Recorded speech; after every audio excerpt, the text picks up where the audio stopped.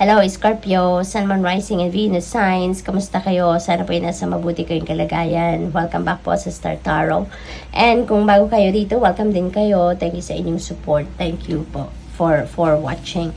And as you can see po, nakalatag na ang 8 cards natin. Tapos na akong mag-reading.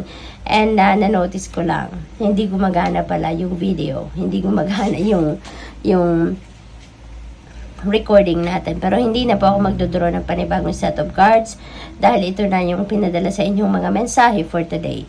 So, ulitin na lang po natin. Paunang mensahe po ninyo, Queen of Swords. Ayan. So, sa ngayon, you are going to be very clear ngayon on how you communicate with other people.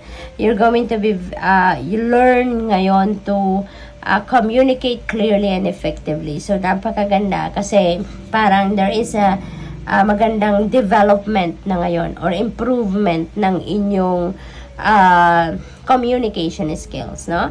At yung second card ninyo, napakaganda, Wheel of Fortune. Ang swerte ninyo. Good luck and good fortune are on your side at this time.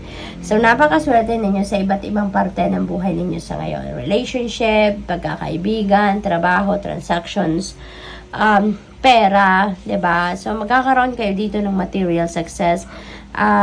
Destiny is at play din sa ngayon, kaya you can expect positive changes dito kasi the divine universe is going to intervene in your circumstances sa ngayon para baliktarin ang inyong sitwasyon, lalo na kung nandoon kayo sa sitwasyon na hindi masyadong maganda ang iyong kalagayan. So ano man ang iyong sitwasyon ngayon, kung hindi man maganda, babaliktarin yan ng universe sa ngayon to become so much better situation. Kung dati naman na maganda ang inyong sitwasyon, tutulungan kayo ng divine universe na mas maging maganda pa, mas mag-improve pa, mas maging masaya pa kayo, no? So positive changes are coming your way sa ngayon, Scorpio. There are so many movements that's going to happen. Ang swerte ninyo sa iba't ibang parte ng buhay ninyo, lalo na pagdating sa pera. So there's a lot of movement dito. You can expect that. Four of Swords. Ayan, so ang iba sa inyo, sobrang pagod na siguro, or posible din, since na maraming movement ang mangyayari dito, there's going to be a lot of changes na mangyayari dito, kaya iniimbitahan kayo ng universe ngayon na maghanda, no? Be physically, mentally, emotionally, and spiritually fit and ready at this time, Scorpio, no? Kaya yun din ang advice sa inyo. Sa ngayon, mag-rest, mag-relax, mag-contemplate kayo, be peace, yung ganon, para handa kayo sa kung ano man ang dadating, na maraming gagawin kayo, no? We have also Two of Swords in reverse. Ayan, so merong indecision ang iba sa inyo dito. It's maybe because nagkakaroon kayo ngayon ng mental turmoil, naguguluhan kayo. It's maybe because there are so many choices na nasa inyong harapan sa ngayon. Ang dami-dami sigurong opportunities na dumadating or dumating na sa inyo at naguguluhan kayo which one you're going to take. Diba? Maaring yun ang desisyon na kailangan ninyo gawin. Ang pagpipili ng mga choices na nandiyan sa inyong harapan. Maaring yun ang nakakagulo ng inyong isipan. Kaya it could help you talaga. It can really help you na magnilay-nilay kayo, magpahinga kayo para you can tune into your soul, you can tune into your higher self, and you can go deep within you. Mas matatahimik ang isip ninyo at mas maririnig ninyo ang iyong guidance, no, from the divine. Kung ano ang nararapat ninyong gawin.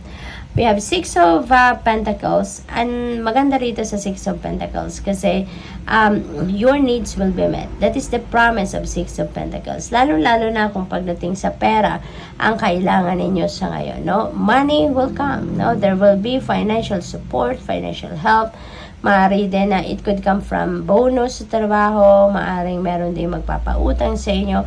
So, depende sa inyong sitwasyon, but definitely kung ano ang kailanganin ninyo ngayon, lalo na kung pera yan, rest assured that some help will come in. Some financial blessings will come in dito para matugunan ninyo kung ano ang inyong mga pangangailangan. Okay?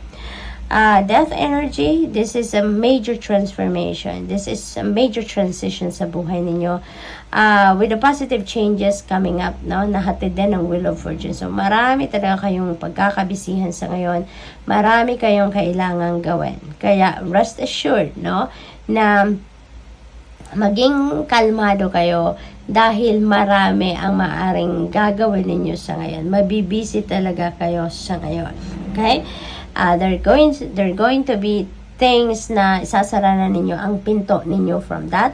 And of course, no, pag may nagsasara ng pinto, merong magbubukas, hindi ba? Kaya, for sure, merong mga bagong opportunities na papasok sa buhay ninyo. Maraming opportunities ang dadating. Okay? With the two of wands, decision talaga. Merong decision na kinakaharap kayo sa ngayon. And that could be related, no? Doon sa mga choices siguro na nasa inyong harapan. Maybe sabay-sabay ang opportunities na dumating at marami kayong pinagpipilian. Marami kayong kinoconsider na mga pangyayari, bagay-bagay or opportunities or options kung ano pa man. Okay? Kaya marami kayong kailangang pagdesisyonan. Travel also is very imminent for some of you, is Scorpio, and this is international travel. Maaring meron kayong overseas job opportunity, migration opportunity, or baka magta-travel, pasyal, no? Ang iba sa inyo dito is Scorpio. So whatever the case may be, mag-iingat po kayo ano man ang purpose ng inyong travel. Okay? Knight of Wands. Ayan, there could be delays. Dito, there could be delays. At maaaring yung delay na ito ay dahil siguro sa mental turmoil ninyo na nararanasan. Kasi hindi siguro kayo makapag-desisyon agad, maaaring nahihirapan kayong mag-desisyon dito sa mga bagay na to. Kaya magkakaroon ng delay dito ang transition, no? So maaaring ganun ang ganap dito. Kaya it is necessary for you to do this, no? Magpahinga ka, step back ka ng konti, magmuni-muni ka, mag-meditate ka. It will does wonder talaga sa inyo. Mas ang ganda ng pakiramdam kapag nagme-meditate. Kaya after that meditation, for sure, sobrang linaw ng isip ninyo. Makikita nyo na dito yung right path na pupuntahan ninyo. Okay? So good luck. Thank you for watching. Love and light. Namaste.